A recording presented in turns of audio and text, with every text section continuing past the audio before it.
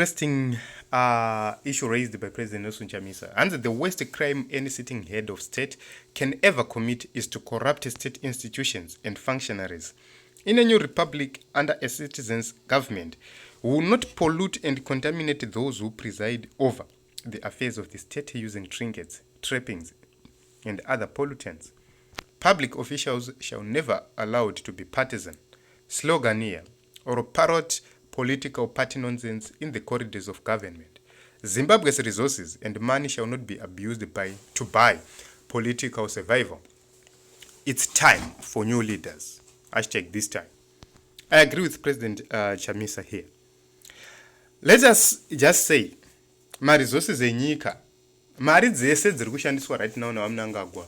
Kutenga majudge, kutenga ma senior police officers, kutenga whoever they are buying, whoever they are paying those monies. Kana mari dzoshandiswa for development. You would see development. Ndakambotaura inini ndichiti the cost to install a solar system pachiborani chimwe chete it's $1,000. $1,000.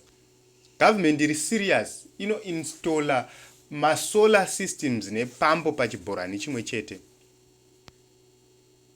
So motikari dzakatengerwa vana vama GD6.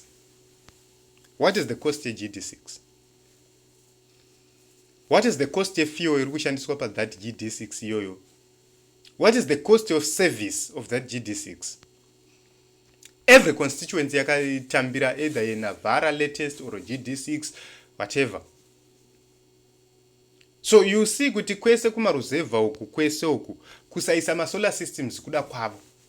The government of Advocate Nelson Chamisa will come and make sure that instead of buying political survival, they will just simply deliver services to the people using the resources which are available. The government of Nelson Chamisa is going to deal with the issue of policies and make sure that revenue generation is tripled. That is so easy. It's just a matter of good policies. Apana watorera, apana wamanikidza, apana waita say, just policies in place. Mabasa achawanika. But the major issue is about people who are serving in government, becoming politicians at the same time. So you see, Kuti, people like Wananik Mangwana, they represent the interest of a party, not the interest of Zimbabwe, not the interest of the government of Zimbabwe. The government of Zimbabwe and ZANU-PF are two different things.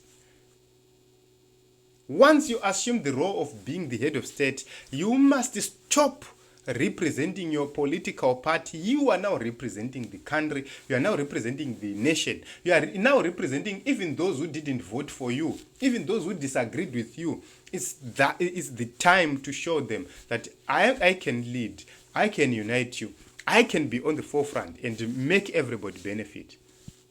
Advocate Nelson Chamisa vachipinda, he must know kuti kune vanhu vaiti Chamisa hana zvaachaita, Chamisa acharuza, Chamisa achaita sei. He must make sure that all those people are represented.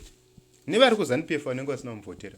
So that pa next election for the second term, atiende tichinosolicita mavotes kuti tivhoterei. People will simply say, let us vote for Nelson Chamisa for his second term.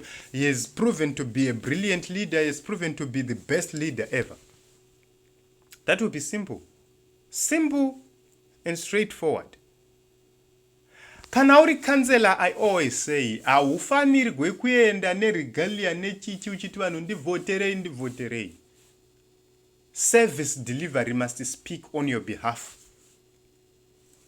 Unofana kukumbirwa nevanhu kuti kansela dzokai mumbodzokorora zvekare.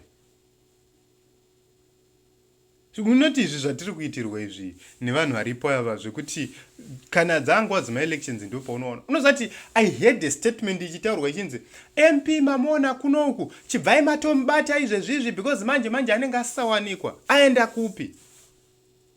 What is the role of the MP? To represent people.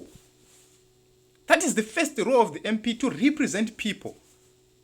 Legislative role, to make laws on behalf of the people you are representing.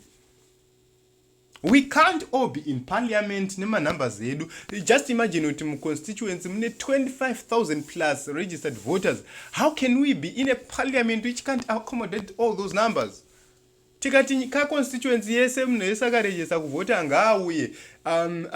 Tinotozadza National Sports Stadium pakato tikatoita ne-overflow. So we need MPs to be representing us, one person representing a constituency. Yes. But ndopa unoona mboko dzichita zvinhu zveumboko. That is not it. That is not right. That is the reason why we always have these problems. That is the reason why we are always backward. Because munhu anopinda mugovernment otanga kuita party politics. Otanga kuita politics instead of him to think about policies, instead of him to think about how to develop. We have seen these people contaminating and polluting the corridors of government for so long. Vese wana Georgia, vese wana Nika, vese mboko dziseti varungoita politics. Pechi.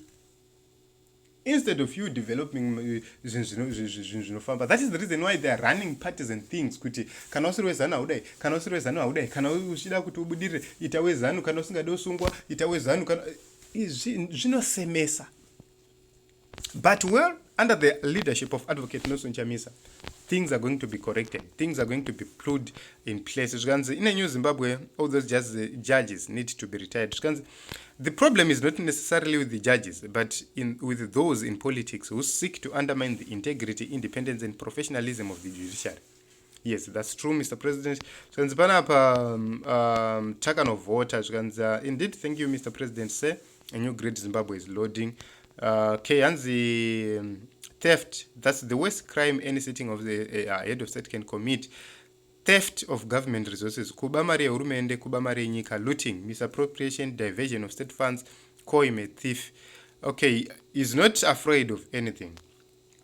He has managed to include everything in one statement. When you hear this statement here saying corrupt state institutions and functionaries. Corrupt state institutions and functionaries. Waisa zvinhu zvese panzvimbo 1. The issue of theft of state resources is included there. Because daima state institutions asina corruptwa.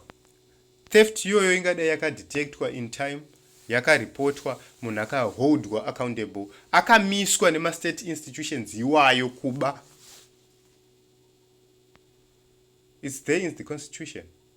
But because those state institutions no longer function, vanenge vakuita zvese zvavanoda. So, Team Zimbabwe, let us vote wisely. Vote for Nelson Chamisa without fear, without favor, or anything else. Toisa mkomana ipapo.